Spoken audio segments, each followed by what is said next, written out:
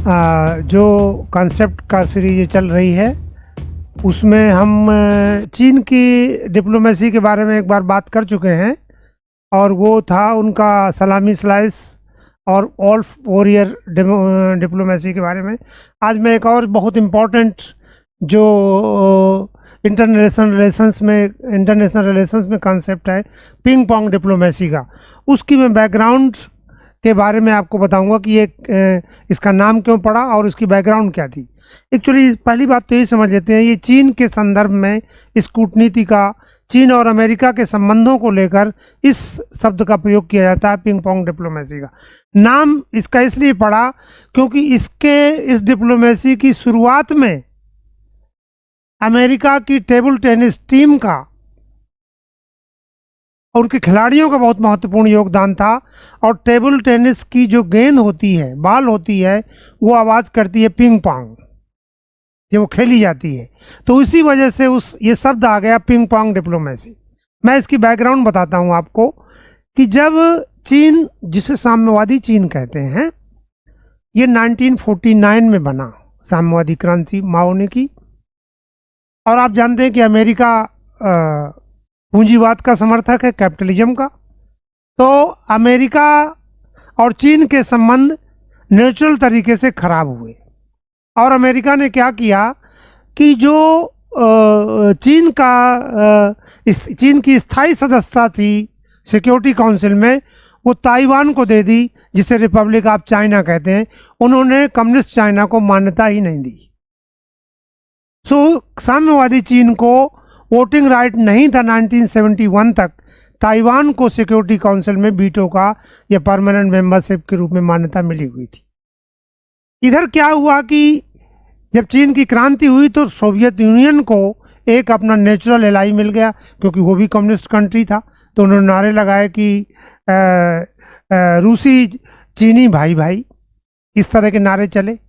लेकिन क्या हुआ, 1969 में सीमा को लेकर, उसूरी रिवर बहती है रूस और चीन के बीच में, उसमें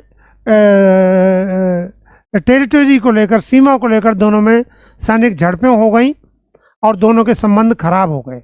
इधर चीन को ज़रूरत थी कि अमेरिका को साथ लेके मैं वीटो की जो मुझे पावर है वो ताइवान की जगह मुझे मिलना चाहिए, क्योंकि असली चीन तो मैं ही हूँ।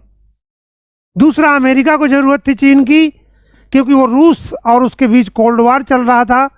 तो रूस और अगर चीन के बीच में मतभेद पैदा हो जाए तो अमेरिका के लिए बहुत अच्छा था। इसी पृष्ठभूमि का परिणाम है ये पिंग पोंग डिप्लोमेसी। हुआ क्या कि 1971 अप्रैल में अमेरिका की टेबल टेनिस टीम खेलने गई जापान में मैच। वहाँ चीन की टीम भी गई थी। मैच के दौरान ने चीन के टीम ने या उनके प्रबंधक ने अमेरिका की टीम को मैच खेलने के लिए चीन का निमंत्रण दिया। जब जापान में वो ख़त्म हो गया मैच, उसके बाद अमेरिका की टीम, टेबल टेनिस टीम, अप्रैल में 1971 में चाइना आई। चाइना में उनका बड़ा सम्मान किया गया, उनको राष्ट्रपति से मिलाया गया और उन्होंने जब लौट के गए तो एक पॉजिटिव मैसेज दिया और एक बातचीत के दरवाजे खुल गए। इसमें पाकिस्तान ने भी एक इम्पॉर्टेंट भूमिका निभाई। उसने कहा कि भाई संबंध बन सकते हैं, अमेरिका ने भी इच्छा जताई, लेकिन ये सीक्रेट रखा इस चीज़ को। तो 1971 में उस समय अमेरिका के विदेश मंत्री थे हेनरी किसिंजर। उन्होंने घोषणा की कि वो पाकिस्तान की यात्रा पे जा रहे हैं, लेकिन वो पाकिस्तान में उतरे और यहाँ से चुपचाप वो बीजिंग पहुँच गए। इस यात्रा को गोपनीय रखा गया और वो पूरा सेटलमेंट वो कर गए सोवियत यूनियन या रूस के अगेंस्ट। और उसके बाद 1972 में अमेरिका के राष्ट्रपति खुले तौर पर निक्सन थे उस समय, वो फरवरी में 1972 में चीन की यात्रा पर आए और फिर उसी साल 1972 में 4 महीने बाद चीन के राष्ट्रपति जो है अमेरिका की यात्रा पे गए। इससे दोनों के बीच में जो एक अच्छे संबंध बन गए, उन्हीं संबंधों का परिणाम था नंबर 1 कि चीन ने ताइवान की जगह अमेरिका ने ताइवान की जगह कम्युनिस्ट चाइना को सिक्योरिटी काउंसिल में वीटो देने के लिए सहमति व्यक्त कर दी और 1971 से ही कम्युनिस्ट चाइना को वीटो का अधिकार मिला, उसके पहले ताइवान का अधिकार था। उसके बाद इनके इकोनॉमिक रिलेशन भी बढ़ गए। हालांकि वो कैपिटलिस्ट था, ये कम्युनिस्ट थे, लेकिन चूंकि रूस के अगेंस्ट इसको आगे बढ़ाना था और उसी सभी पश्चिमी देशों ने चीन को में इन्वेस्टमेंट करके ट्रेड में उसे बढ़ावा देके चीन के विकास में महत्वपूर्ण भूमिका निभाई।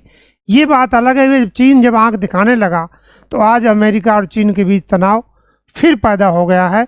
तो ये एक अलग बात है, लेकिन उसकी पृष्ठभूमि में जब दोनों नज़दीक आए थे वो ये पिंग पोंग डिप्लोमेसी है, इसलिए इस डिप्लोमेसी का, इस घटना का ऐतिहासिक महत्व है। Thank you.